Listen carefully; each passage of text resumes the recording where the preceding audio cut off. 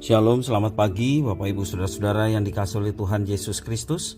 Jumpa kembali bersama saya Pendeta Eka di dalam renungan firman Tuhan pada hari ini, hari Jumat 19 November 2021. Sukacita dan damai sejahtera dari Tuhan Yesus Kristus kiranya menyertai kehidupan kita sekalian. Puji nama Tuhan. Sampai pada pembacaan kita pada kitab Ester pasal yang ke-9. Kiranya firman Tuhan memberkati kita. Sebelum kita akan merenungkan bagian pasal ini, kita akan berdoa terlebih dahulu.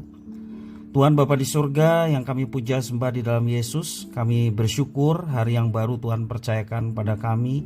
Kami mau terus mengisi hati dan pikiran kami dengan kebenaran firman Tuhan.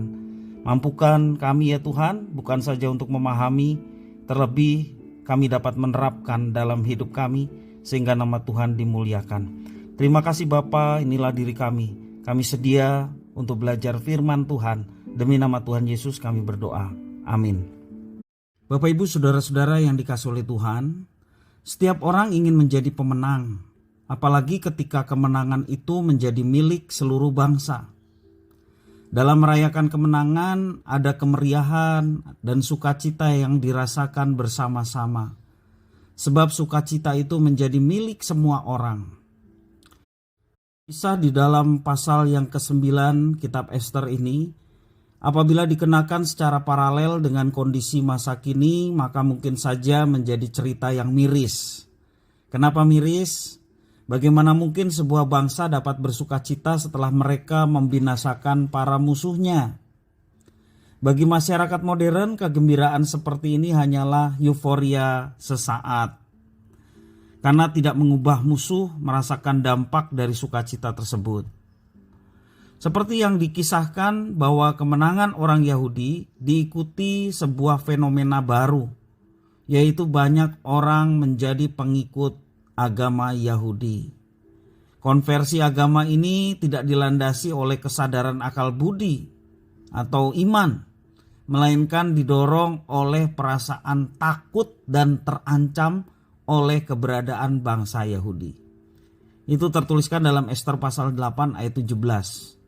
Demikian juga di tiap-tiap daerah dan di tiap-tiap kota, di tempat manapun titah dan undang-undang raja telah sampai, ada sukacita dan kegirangan di antara orang Yahudi, dan perjamuan serta hati gembira.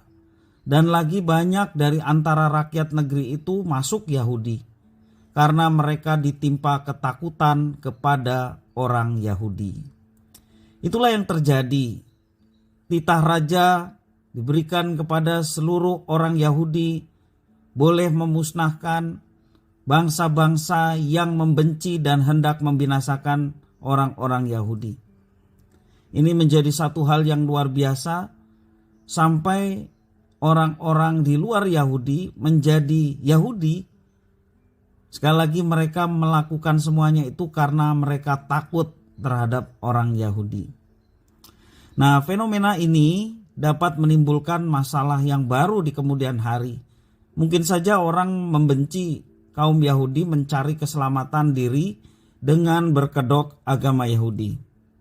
Hal ini akan menjadikan orang-orang tersebut membangun sikap hidup eksklusif dan radikal. Mereka akan beranggapan agama yang paling benar sehingga barang siapa bertentangan harus dibinasakan. Dengan demikian, cara beragama dapat dijadikan senjata untuk membungkam lawannya. Ini hal-hal yang memungkinkan untuk terjadinya masalah baru karena ada banyak orang-orang lain ikut agama Yahudi hanya karena ketakutan. Bapak Ibu Saudara-saudara yang kasih Tuhan, belajar dari sudut pandang yang berbeda ketika kita membaca bagian pasal ini, yakni Ester pasal 9, bahwa manusia mampu membangun semangat dan merayakan sukacita bersama pada hari kemenangannya. Karena itu dibutuhkan dasar bersama untuk saling percaya. Dengan semangat ini siapapun dapat berdampingan dengan orang lain walaupun ada perbedaan. Nah Bapak Ibu Saudara-saudara, marilah kita sebagai orang percaya memperhatikan wajah kekristenan yang tidak hanya mampu menghadirkan sukacita hidup bersama dengan siapapun, tetapi juga menjalin dialog bersama sehingga tercipta kerukunan dan kesatuan dalam keragaman. Inilah sukacita dan kemenangan yang sejati yang patut dirayakan oleh semua anak bangsa. Sekali lagi, kita dipercayakan satu tugas untuk menjadi berkat. Kita diberkati untuk menjadi berkat. Karena itu marilah kita memperhatikan bagaimana sikap hidup kita. Kita harus mampu memberikan dampak yang positif, menghadirkan sukacita, menghadirkan kedamaian dalam kehidupan bersama dengan siapapun.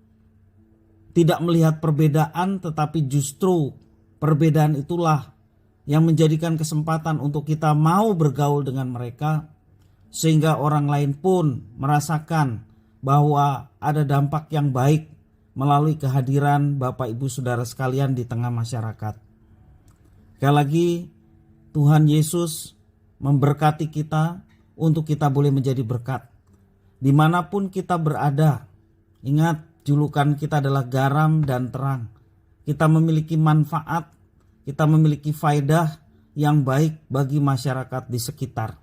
Karena itu bertutur katalah yang baik, bersikaplah yang baik, sehingga melalui ini semua nama Tuhan dipermuliakan dan tidak menutup kemungkinan orang melihat bahwa ada perbedaan di antara umat yang percaya pada Tuhan Yesus dan yang tidak. Dan kesempatan inilah yang kita pergunakan untuk kita boleh menjadi saksi Tuhan di tengah dunia yang membutuhkan jalan keselamatan. Kiranya firman Tuhan ini boleh menjadi berkat bagi kita sekalian. Mari kita akan berdoa. Tuhan Allah Bapa di surga, kami sungguh bersyukur dan berterima kasih kepada Tuhan yang terus memberkati dan memelihara hidup kami sampai pada pagi hari ini.